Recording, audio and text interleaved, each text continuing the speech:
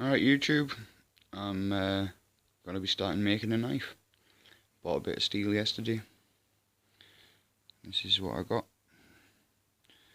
4mm thick, 40mm wide, 500mm long. It's 01 tool steel. You can see the composition there.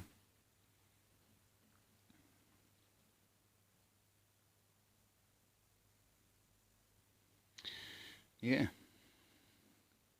I ordered it yesterday. It cost me about £10–11, maybe £15 with delivery, which I'm pretty happy with, especially seeing I think I'll be able to get 2 or 3 knives out of that. Anyway, I'll unwrap it and I'll show you what it's like. Right, here it is. I do apologise for the glare off the light. That is a healthy bit of metal.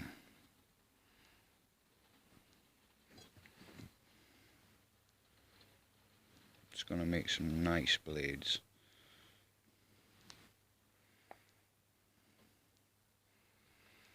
Right, I'll get onto it, drawing out the shape of the blade, and I'll keep coming back and recording and letting you see what it's like. Should be like a couple of days worth of work in here, and I should have something that's ready to go for heat treating. Well, just before I get into this, I forgot to tell you where I got the steel from. I got it from a company called Cromwell's Limited. They're a steel merchant on the internet. They have regional depots. I'm guessing quite a lot of places around the country, because they have one in Carlisle where I live. So I was able to get my steel shipped overnight, and it arrived at my house the very next morning. They sell vast quantities of different sizes, thicknesses, widths. All their ground flat stock comes 500mm long, which was the big piece that is now in half. Yeah, they're a really good company. I just rang them up, said, look, I'm wanting some 01 tool steel, and they took the dimensions, took my payment, and sent it straight out. It was really good. I'd also like to give a shout out and a thank you to a couple of knife makers. Just basically, I wouldn't know much about it at all if it wasn't for these guys and their videos. One of them is Steve Miller Tools. Steve, you're an awesome guy. You make really nice knives, and just, thank you for doing what you do and sharing your knowledge with everybody. And also Walter Sorrells. You probably won't be watching my video, Walter, but if you ever do, same goes to you, mate. You're fantastic guy. You make brilliant videos and some amazing blades. So if anybody watching this hasn't subscribed to either of those channels, make sure you do. Well worth it.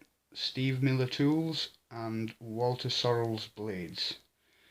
Yeah, just really good info. Right, I'll catch you later. And this is the design that I've drawn out, and I've started to cut it. It's tough going. You can see why they call it high carbon tool steel. Hacksaw just barely touches it, so I'm onto the Dremel. Getting the shape of the handle out.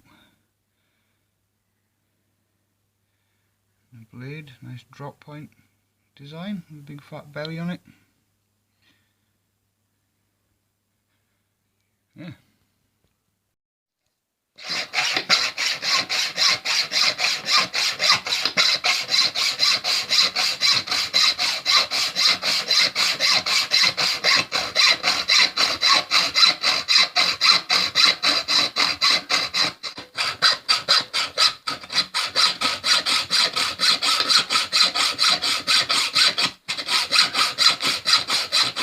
This is how far I've got so far.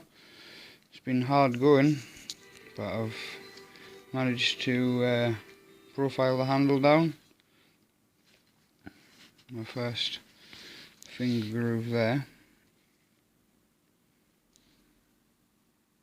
I want to have a finger choil there for like fine work when you're using the belly for carving and slicing and stuff. Yeah, I'm pretty happy with it so far.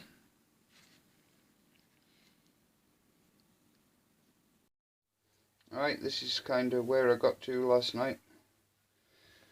I was pretty knackered after sawing all that out. I burnt the Dremel motor out, completely fried it and cooked it. It won't even turn by hand anymore, so I did most of this just with hacksaw and files, and completely blunted the blade on my hacksaw, so by the end of it, when I came to cut across here, I think it took me about half an hour, 40 minutes to get through it, because the blade was just useless. But I'm getting a new hacksaw today, so I should be able to cut out like this corner here, and then cut off in a sort of straight line down here, and then hopefully cut off in a straight line across here. I tried to do a bit of filing. I don't know whether you can see the metal kind of curves in here, and that was me trying to file it down just to get it to here. And you know, without a vise you're going to be doing that for a very long time, so I'm going to get the hacksaw on it and try and cut down to quite close to there, so I've not got as much to file off. I'm not really very pleased with the shape of my handle, so I'm going to cut it in here and kind of create a backstop for my little finger. You can imagine it kind of coming down like that. This bit here is going to be like a glass breaker. I'm going to leave the this exposed metal when I get some scales to put on it, and I'm going to carve them round like that so that they leave this bit exposed. It's going to have a lanyard hole through it. I'm pretty happy with it so far. Once I've done a lot more cutting and stuff, I'll do another bit of recording. I'm just going to post this up as one video. I hope you all like it so far.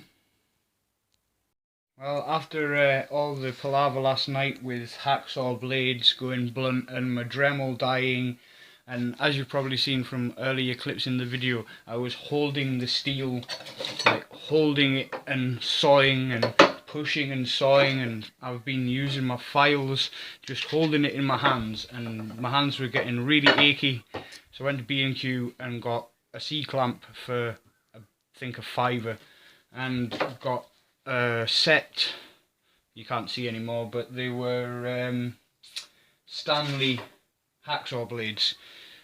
I didn't bother buying a new hacksaw because there's nothing really wrong with this. I know it's cheap, but it holds together pretty well. So I just bought a new set of Stanley blades, and they saw so much better. They cut so much faster.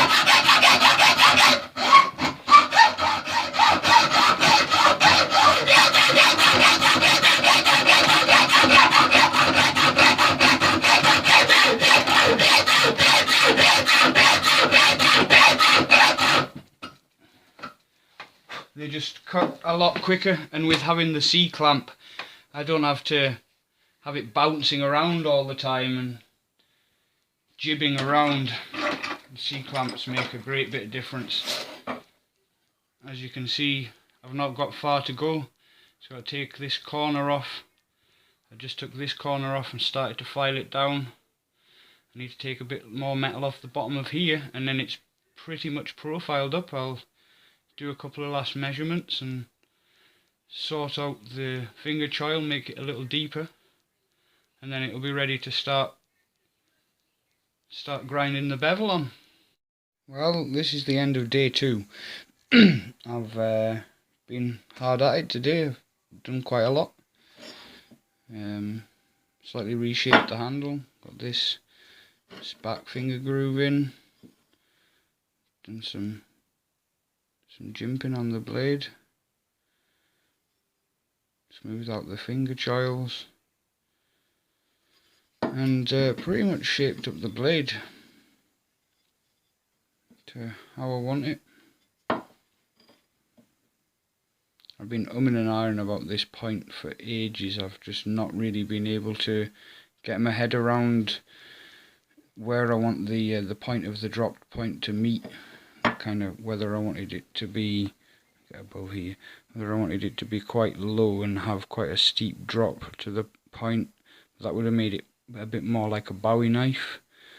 So I've decided on this. It's kind of like a leaf.